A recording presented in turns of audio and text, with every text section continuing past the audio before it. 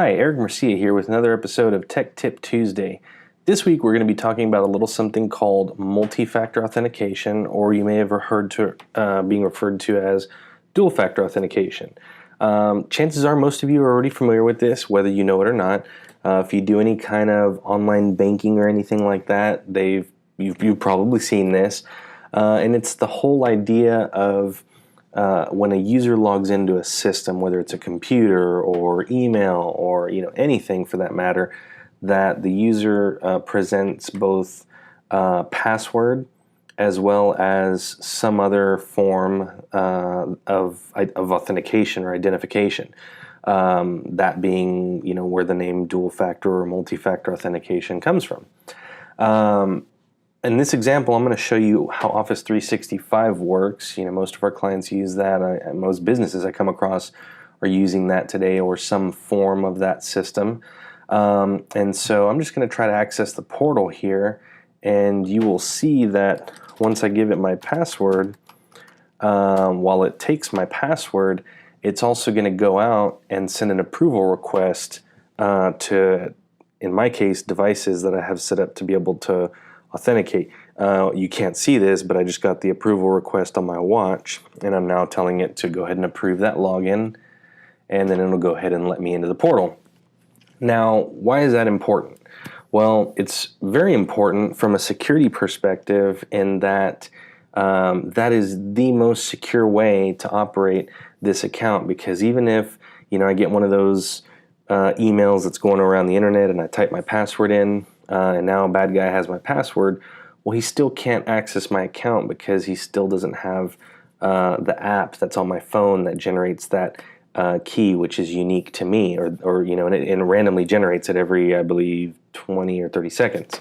There's a new key. So, and how I've set mine up is it'll send a message to the app. If I don't answer there, it will send a text message over. You can even set it up to call you, in different apps have different options built in. Those are just some of the few that are available in Office 365.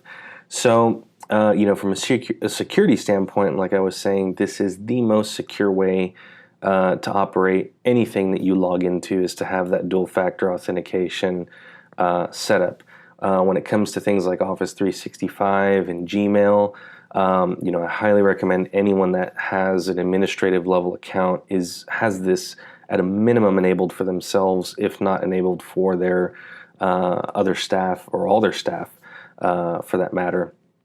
I've seen instances where someone will impersonate someone else after gaining access to their email in such a way to try to get a check cut to a phony vendor or something like that. So, we do so much communication in email, which is why I chose to use that as an example, that it's very important that we safeguard that as well as we can. A lot of damage can come to the reputation of a business just simply from someone getting compromised. So with that being said, a couple things that I know come up frequently or questions that come up frequently are, is this foolproof?